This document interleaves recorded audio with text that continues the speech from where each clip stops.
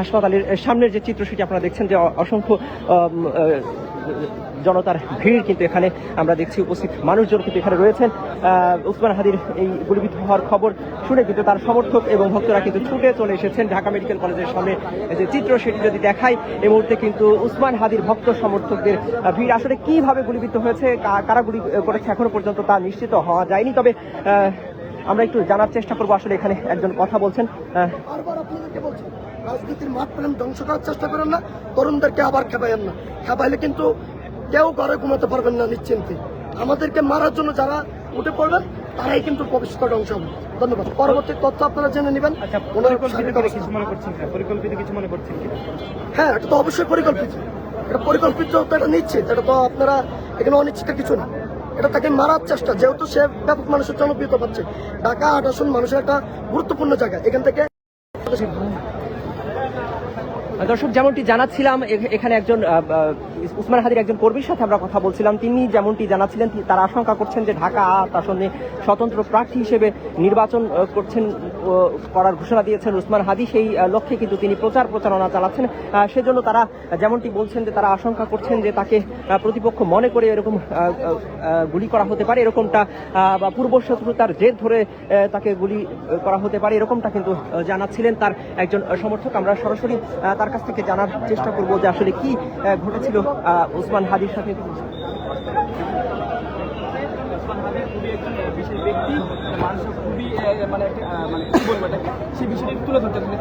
আমি তো বললাম যে আমি যখন কার্যালয়ের দিকে আছেন, গণ অধিকার পরিষদ ঢাকা মহানগর দক্ষিণ শ্রমিক অধিকার পরিষদের প্রচার সম্পাদক মোহাম্মদ রায়হান হোসেন পটোয়ারি, যেহেতু আমি কার্যালয়ের দিকে আছি, আমাদের রাজনৈতিক একটা প্রেক্ষাপট আছে, সেক্ষেত্রে আমি দেখলাম যে কালভার্ট রোড দিয়ে হাদিভাই আসার সময় হাদিভাই রিক্সা ছিল, তার সাথে দুজন লোক ছিল, একজন ছেলে আরেকজন বয়স্ক করে লোক ছিল, মানে একটু অল্প বয়সী। ইনাকে গুলি করা হয়েছে টার্গেট। এখানে কারা করতে চাচ্ছে এটা এখন আপনাদের বোঝা নিশ্চিত। এটা আরো পরিষ্কার হবে যদি এই অন্তর্বর্তীকালীন সরকার যদি এই রাজনৈতিক প্রেমটাকে সুন্দর করে না বজায় রাখতে পারে, তাহলে এই নির্বাচন হবে না। আর এই নির্বাচন যদি না হয় তাহলে দেশের জনগণ কি করবে সেটা তো বুঝতে পারছি। এখনো বাইরের অবস্থা গুরুতর। আমি ভাই একটু পরে আপনাদেরকে বাকিটা জানাবো। আপনি কি দেখেছিলেন একটু বলবেন? ভাই আমি বলছি, ভাই অনেকক্ষণ বলছি। দর্শক, যেমনটি জানাচ্ছিলেন একজন প্রত্যক্ষদর্শী যিনি সেখানে ছিলেন, অর্থাৎ উসমান হাদি যখন গুলিবিদ্ধ হন সে সময় তিনি হাতে করে তুলেছিলেন উসমান হাদিকে, সেটি কিন্তু তিনি জানাচ্ছিলেন। দর্শক, যেমনটি শুনছিলেন যে আমরা কিন্তু একজন প্রত্যক্ষদর্শী যিনি এই উসমান হাদি যখন গুলিবিদ্ধ হয়েছিলেন তখন কিন্তু সেখানে ছিলেন, এবং তিনি যেমনটি জানাচ্ছিলেন যে তাকে আসলে উসমান হাদিকে টার্গেট করে গুলি করা হয়েছে, এবং তিনি যখন পড়ে যান তাকে যখন উদ্ধার করার জন্য তারা এগিয়ে যাচ্ছিলেন তখন তাদেরকেও গুলি করার চেষ্টা করা হয়েছে, এরকমটা কিন্তু তিনি জানাচ্ছিলেন। মূলত বিজয়নগর এলাকায় আজকে দুপুর 2:30টার দিকে দুর্বৃত্তদের ছোড়া গুলিতে আহত হন উসমান হাদি, এবং তাকে আশঙ্কাজনক অবস্থায় কিন্তু এই মুহূর্তে ঢাকা মেডিকেল কলেজ হাসপাতালের জরুরি বিভাগে নিয়ে আসা হয়েছে। এখানে চিকিৎসাধীন অবস্থায় রয়েছেন তিনি। আজ দুপুর 2:30টার দিকে তাকে লক্ষ্য করে গুলি ছুড়ে দুর্বৃত্তরা, কে বা কারা এই গুলি ছুড়েছে তা এখনো পর্যন্ত নিশ্চিত হওয়া যায়নি, তবে আইন শৃঙ্খলা রক্ষাকারী বাহিনী কিন্তু তৎপর হয়েছে এই ঘটনার পরপরই, এবং এই মুহূর্তে কিন্তু ঢাকা মেডিকেল কলেজ হাসপাতালের জরুরি বিভাগের সামনে আপনারা দেখছেন যে উসমান হাদির যারা ভক্ত সমর্থক রয়েছেন, যারা কর্মী রয়েছেন, তারা কিন্তু এখানে এসে ভিড় করছেন তার অবস্থা জানার জন্য। এখানে যারা প্রত্যক্ষদর্শী আরো রয়েছেন তাদের সাথে আমরা কথা বলার চেষ্টা করব, আসলে কি ঘটেছিল সেখানে সেটি জানানোর চেষ্টা করব। এবং একটু আগে যে প্রত্যক্ষদর্শীর সাথে আমরা কথা বলছিলাম তিনি কিন্তু যেমনটি জানাচ্ছিলেন, তিনি অভিযোগ করে বলছিলেন যে মূলত তাকে টার্গেট করে গুলি করা হয়েছে, কারণ তিনি ঢাকা ৮ আসনে স্বতন্ত্র।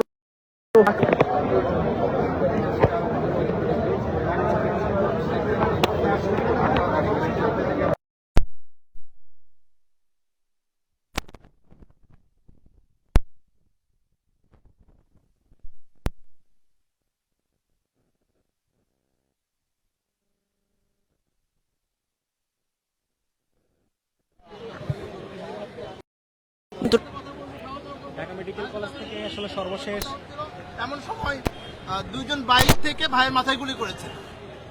ঘটনাক্রমে গুলিটা মাথায় না লেগে কানের নিচে লেগেছে। এখন অনেক বেশি রক্তক্ষরণ হয়েছে। যে ভাইয়ের সাথে ছিল তার পুরা পাঞ্জাবি গাটা রক্ত দিয়ে মেখে গেছে। আমাদের এখন সবচেয়ে বেশি প্রয়োজন ভাইয়ের জন্য বি নেগেটিভ রক্তের প্রয়োজন। আপনারা সবাই ব্লাডটা ম্যানেজ করেন আর দোয়া করেন যেন ভাই বেঁচে থাকে।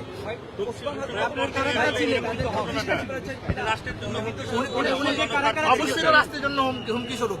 উনি রিক্সার উপরে ছিলেন তখন, ক্যাম্পেইন করছিলেন। ক্যাম্পেইন আমরা জুমার নামাজের পরে আমরা ক্যাম্পেইন করেছি। ক্যাম্পেইন করে আমরা চলে আসার পথে উনি গুলিবিদ্ধ হন। মোটরসাইকেলে বলতে চাই, হ্যাঁ ভাই বলেন, যারা গুলি করছে আর যারা গুলি করাইছে কাউকে ছাড়া হবে না।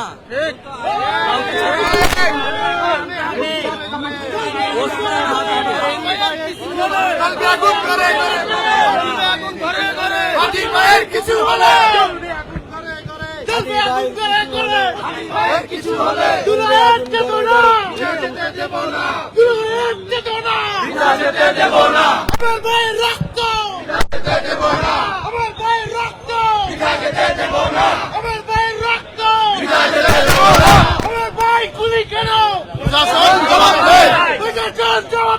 আমার ভাইয়ের গুলি কেন? আমার ভাইয়ের গুলি কেন? আমার ভাই আহত কেন? আমার ভাই আহত কেন? আমার ভাই আহত কেন? হাদি ভাইয়ের ফাঁস কাজ করতেছে, সবাই দোয়া করেন যেন হাদি ভাইয়ের ফাঁস কাজ করতেছে যেন সুস্থ থাকে। সবাই দোয়া করেন যেন ক্যানটা ফিরে আসে। আপনারা আরেকটু পিছন ভাই, আমরা কাজ করতেছে অন্যান্য রোগীদের। দর্শক, যেমনটি একজন জানাচ্ছিলেন যে অচেতন অবস্থায় কিন্তু উসমান হাদিকে ঢাকা মেডিকেল কলেজ হাসপাতালে নিয়ে আসা হয়, কিন্তু এই মুহূর্তে তার জ্ঞান ফিরেনি। এখনো গুলিবিদ্ধ অবস্থায় কিন্তু তিনি চিকিৎসাধীন অবস্থায় রয়েছেন। এখন একটু আগে তার একজন সমর্থক যিনি ভেতরে ছিলেন তিনি যেমনটি জানালেন যে এই মুহূর্তে কিন্তু তার পালস কাজ করছে, তবে এখনো জ্ঞান ফেরেনি। জ্ঞান ফেরার পরে কিন্তু আসলে জানা যাবে চিকিৎসকরা আসলে একটু বলেন। প্রত্যেক সপ্তাহে আমাদের ভোটার যোগ চলে, আজকে কয়েক সপ্তাহ ধরে আজকে ভোটার যোগ চলে। আজকেও ভোটার যোগ হওয়ার সময় সবাই সেগুন বাগিচা আসে, সবাইকে বাছাই করে বিভিন্ন মসজিদে দেওয়া হয়েছে। আমরা রমনা থানা মসজিদে ছিলাম। এরপরে আমাদের সাথে আরো দুজন যারা দুষ্কৃতী ছিল তারা একটা বাইকে করে আসছে। তারা হাদি ভাই যে মসজিদে ছিল ওই মসজিদে ভোটার যোগে ছিল। এরপর ভোটার যোগের শেষে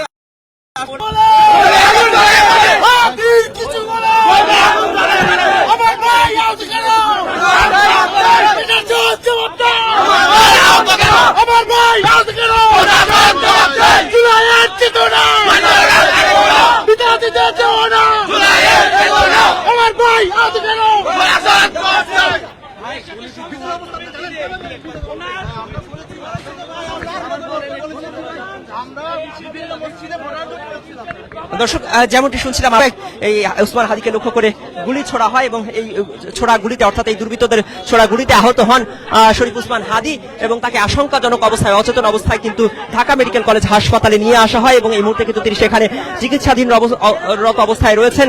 যদিও তার জ্ঞান ফিরেনি এখনো পর্যন্ত, তবে তার সমর্থক যিনি ভেতরে ছিলেন ডাক্তারদের কাছ থেকে তথ্য জেনে এসেছেন যে এই মুহূর্তে উসমান হাদির যে পালস সেটি কিন্তু কাজ করছে। এখনো আশঙ্কাজনক অবস্থায় কিন্তু তিনি রয়েছেন। তিনি তার ভক্ত সমর্থক যারা রয়েছেন, তার কর্মী যারা রয়েছেন, উসমান হাদির যারা কর্মী রয়েছেন, ইনকলাব মঞ্চের যারা নেতাকর্মীরা রয়েছেন, তারা কিন্তু উসমান হাদির জন্য দোয়া প্রার্থনা করেছেন দেশবাসীর কাছে। একই সাথে তারা বলছেন যে বি নেগেটিভ যদি কারো রক্তের গ্রুপ থেকে থাকে তাহলে বি নেগেটিভ রক্তের প্রয়োজন হতে পারে, এরকমটা তারা জানিয়েছেন।